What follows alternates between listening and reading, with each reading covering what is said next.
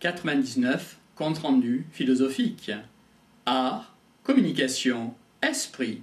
13 300. 99. Compte rendu.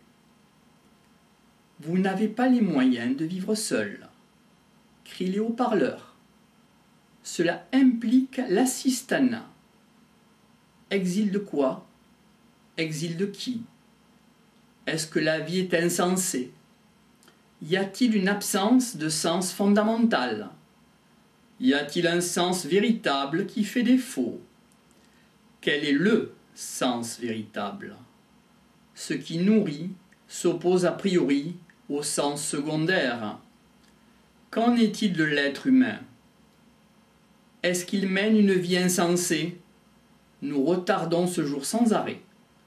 Notre vie est-elle insensée? Cela s'oppose au sens fondamental avec les nécessités de l'univers dans lequel on existe. Qu'en est-il de la religion? Des religions. Elle au pluriel, semble incapable de transmettre le sens. Cela induit que pour être incarné par le sujet, il y a de moins en moins de prophètes et de plus en plus de commentateurs. Comment trouver le sens? Un sens implique une incarnation. Cela s'oppose aux fables des religions. L'exil se résume à la pleine conscience de la vie insensée de l'individu.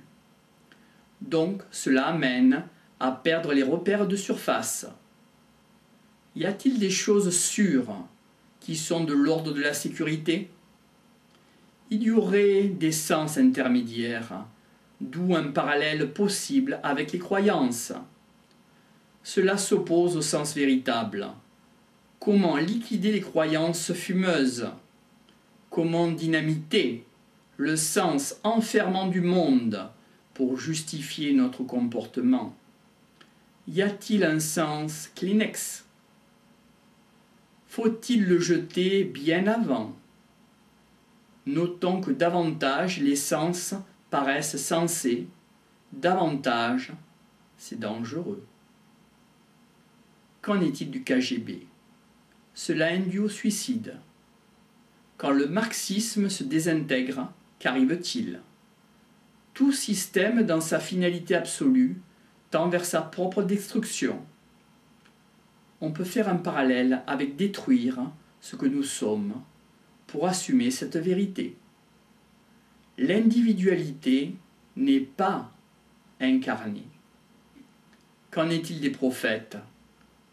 On pourrait faire le parallèle avec le travail qu'effectue le paratonnerre ou la révélation.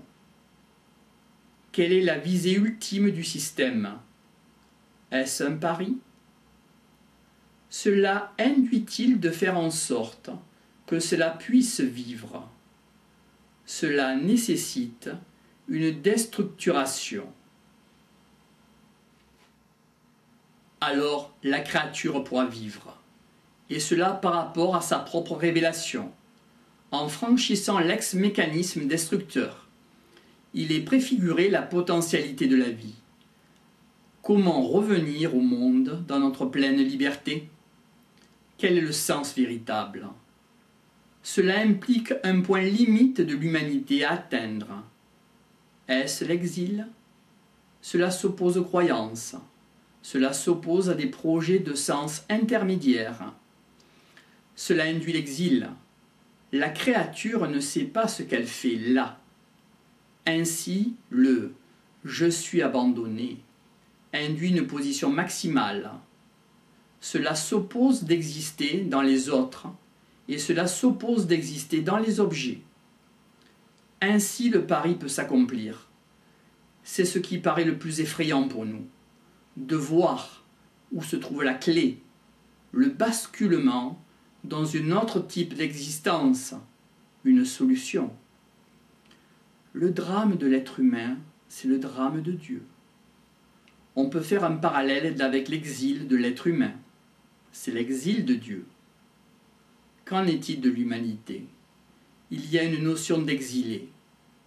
On pourrait élargir à la Voie lactée et à la position du Soleil. nous serions retranchés dans un Bronx, une localisation du système solaire, où on ne va plus car peu fréquentable et peu fréquenté. De là la difficulté d'exister. Dans l'univers, il y aurait 99% de vie et 1% de matière recroquevillée sur une planète, sur un îlot, sans clé pour comprendre ce que nous y faisons. Pourquoi l'humanité a connu l'exil? Quels sont les facteurs responsables? Y a-t-il une dimension cosmique qui implique une dimension mortelle? Ainsi, qu'en est-il des acides aminés, des molécules, des cellules, des mémoires de l'être humain, participants de l'univers qui venait d'ailleurs? Crick et Watson ont découvert l'ADN. Qu'est-ce l'ADN? La vie sur Terre serait venue par des germes vitaux.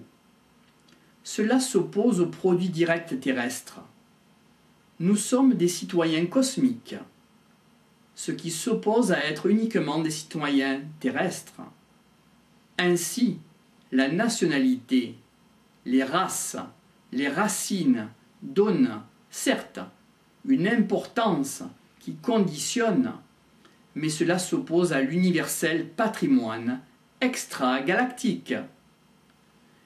Il y a des informations élaborées ailleurs. D'où la cohérence de l'être humain et la nécessité que l'être humain advienne.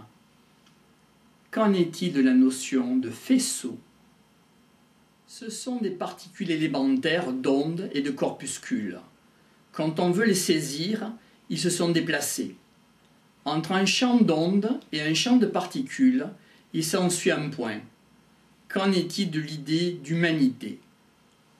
L'être humain existe comme un moment particulier d'une partie des faisceaux. L'être humain était le lieu de croisement de faisceaux, arrangeant des faisceaux qui poursuivent leur propre fin. Cela signifie que l'origine n'est pas en l'être humain lui-même. Ces faisceaux ont d'autres origines. Qu'en est-il de la notion espace-temps? Pour Einstein, qu'est-ce une rose? C'est une matière par seconde qui préfigure à sa forme. Tout est vibration. La matière est une vibration, un moment de l'énergie.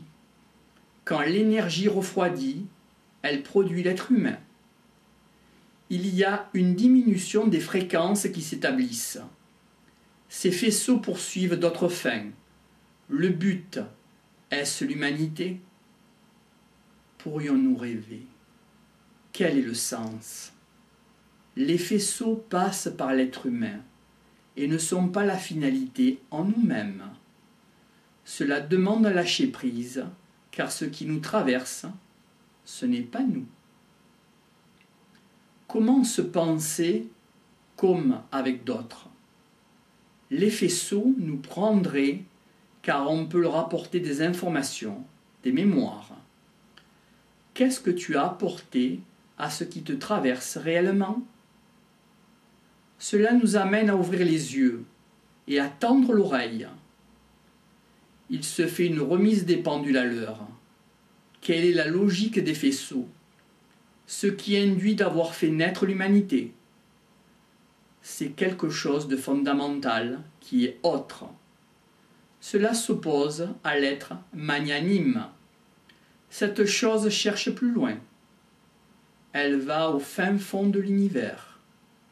L'être humain est un vecteur. On peut faire un parallèle avec le fait de découvrir les véritables finalités, le ça de Freud. Qu'en est-il de ce véritable soi-même? Le mal fascine, car c'est autre, une étrangeté. Je vais te sortir de ta condition, semble-t-il dire. Et cela afin que la vie soit intense. Cela s'oppose à la quotidienneté. C'est un cadeau empoisonné. On ne voit plus jusqu'où on peut aller. Quelles sont les épreuves? Car ils poursuivent leur but. Le faisceau est pulsé et émané d'un champ énergétique. Pourquoi? Pour vivre la vie de cette façon. Cela s'oppose au romantisme. Il y a une exigence d'authenticité pour rejoindre les faisceaux. Quelle est la logique du faisceau? Cela induit de prendre conscience. Cela s'oppose à un monde arrêté.